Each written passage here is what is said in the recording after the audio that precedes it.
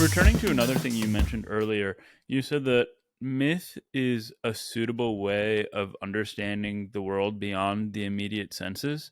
Well, I wouldn't say suitable, but it is instinctive and natural. I think it's not suitable, and normatively, I would argue against it. But psychologically, that's the way we're put together. And what I am wondering is the idea that if we don't have these contemporary tools of rationality at our disposal, you mentioned logic, critical thinking, probability, these sorts of things. It's natural that, or it's not normative. It's not what we should be doing, but it's natural that we turn toward this mythology mindset. Yes, that's it, that. In other words, it's a psychological claim that in these more remote, non-immediate, hypothetical, metaphysical, counterfactual, historical, um, do- microscopic domains, we we turn to myth rather than our best science. And the myth generally, very often, is moralistic. It holds out lessons for who's good, who's evil, how one ought to behave.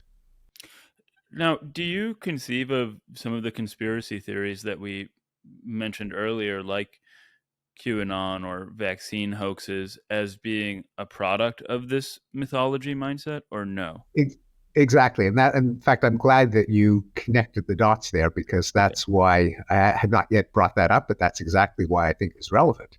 Namely, it's not so clear that people who believe in these outlandish conspiracy theories, what we actually mean by believe, because in this domain of the non immediately experienced, uh, I think people don't think of them in the same way they think of, gee, is there beer in the fridge, as something that is factually true or false, and that where there's a way to find out. They think that the reason that you should believe it is because it's morally uplifting. It has the right um, uh, uh, morals. So, and the reason that I think that, and here I'm influenced by arguments from Hugo Mercier and Dan Sperber and uh, Bob Abelson and other social and cognitive psychologists, is that it's kind of people's actual commitment to some of these beliefs is a little squirrely. So, for example, people who promote these wicked, nefarious conspiracy theories headed by an all directed by a shadowy but all powerful government.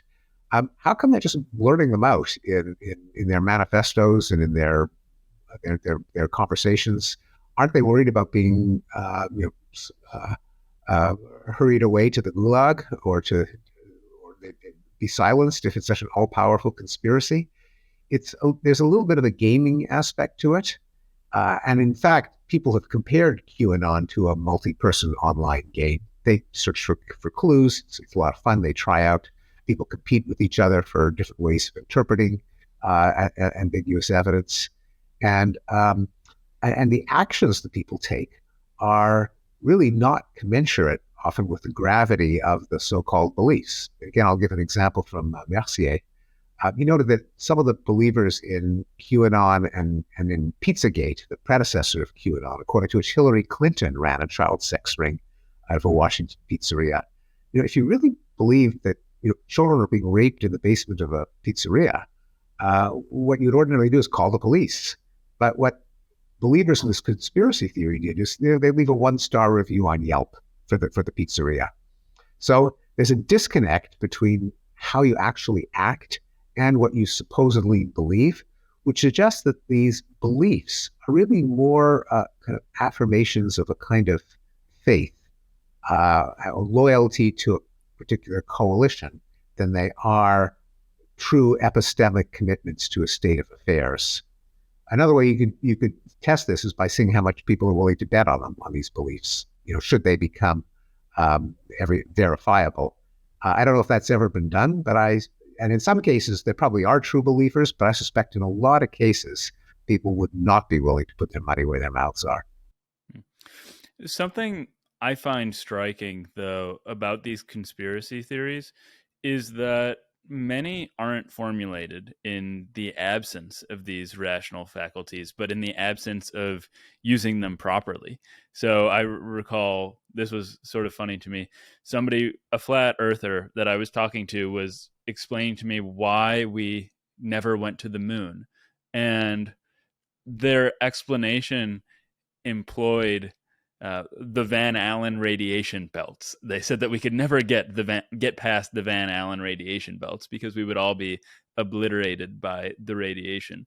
And it's the same with the vaccine conspiracy theories. People suddenly become experts in mRNA and all sorts of other issues. Oh yes, and the 9/11 truthers say that the heat of the inferno was not enough to melt steel. Ignoring the fact that steel didn't have to melt, all it had to do was weaken. But yes, Mm-hmm. but But yeah, no, you're right. People will deploy their rational faculties to prop up these beliefs, yeah, up to a certain point.